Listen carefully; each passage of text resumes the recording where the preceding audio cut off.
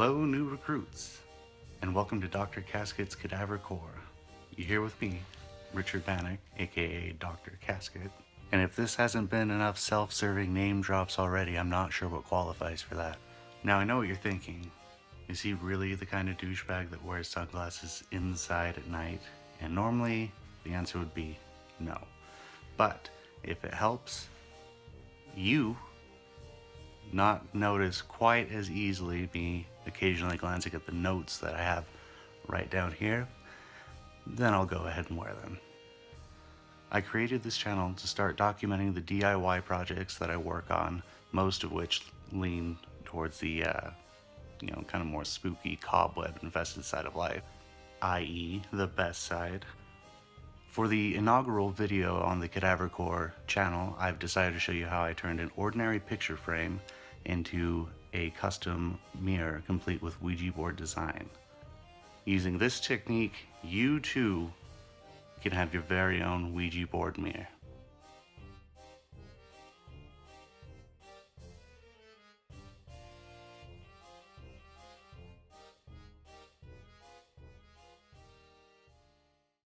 A picture frame, glass cleaner, craft knife, mirror effect spray paint. I got this at Home Depot. A laptop, an inkjet printer, wax paper, a spray bottle with vinegar and water mixture, and black spray paint to finish the backside. Okay, so pretty much first thing we're going to want to do is clean the glass. As you can see in the video, mine was looking pretty sorry. This will help everything we're about to do later on stick better to the glass. Alright, and since I wanted more of a weathered look, I went ahead and sprayed some of the mirror effect spray paint onto it so the end result will appear a little more cloudy.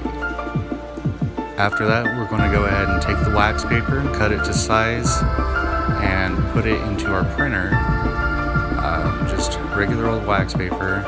And as you can see, there's nothing too scientific about this process. I pretty much just put the wax paper over a regular piece of printer paper and cut it so it's about the same size.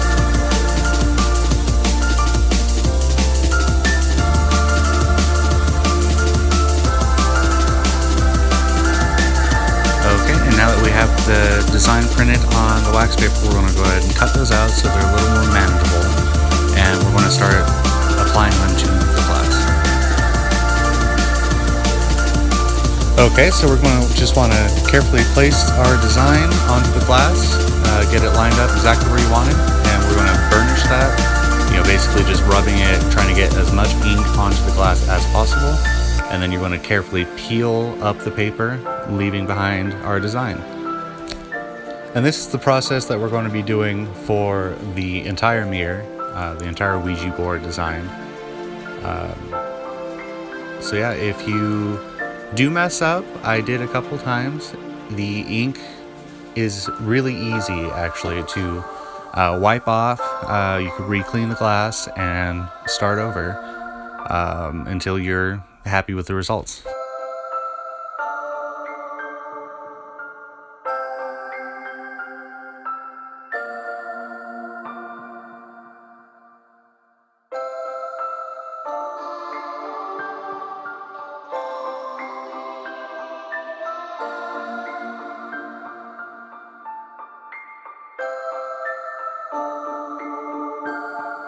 Okay, and after this part, all we have left on the Ouija board design is the letters and the numbers, so we'll get that printing. Always fun waiting for that. Alright, now that we got that, we're just going to cut it out just like the previous steps and finish up our design here. As you can see on the left, I did smudge some of the letters, so I'm going to go ahead and cut out another piece and reapply that spot until I have it to my liking. And now it's time to apply the mirror effect spray paint.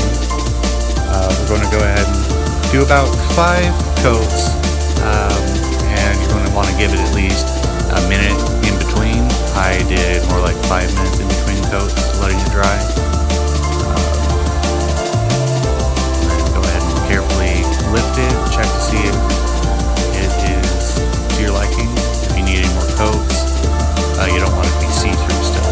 This next part is optional. I wanted to have more of an antique look, so I've actually flipped it and sprayed a mixture of vinegar and water on the front of the mirror, and then went ahead and reapplied some of the mirror effect onto the front. And just want to give this about 1 to 2 minutes to dry a little bit, and then we're going to go ahead and just gently pat the excess off. And that'll just help it have a kind of more of an antique, cloudy look, as you can see.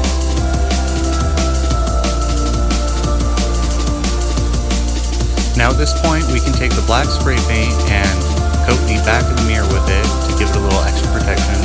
As you can see, I chose to just go ahead and frame it at this point. But there we go, almost completely finished. Up next is just reattaching the wire, and it is all ready to hang. And here we have the finished product. This has been a really fun project. A lot of experimentation went into this, and feel free to try some new things that I possibly didn't do in my video.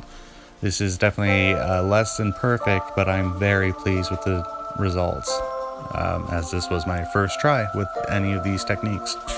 I think it's the perfect way to add a little spooky flair to your lair. I hope you enjoyed this video as much as I did creating it. If you found it interesting at all, please feel free to hit that good old-fashioned like button. Also, it's not exactly scientifically proven, but there is data to suggest that not subscribing may lead to an untimely and ghastly death. Let's not take that chance. Go ahead and hit the subscribe button and sleep all the more sound for it tonight. And I promise that if you found this at all interesting or helpful, then you won't regret joining me on my hellish crusade for spooky do-it-yourself projects. If you try this technique out, I would love to hear about it, and if you have any suggestions for future projects, I would also love to hear a word on that. Thank you for watching, and stay spooky.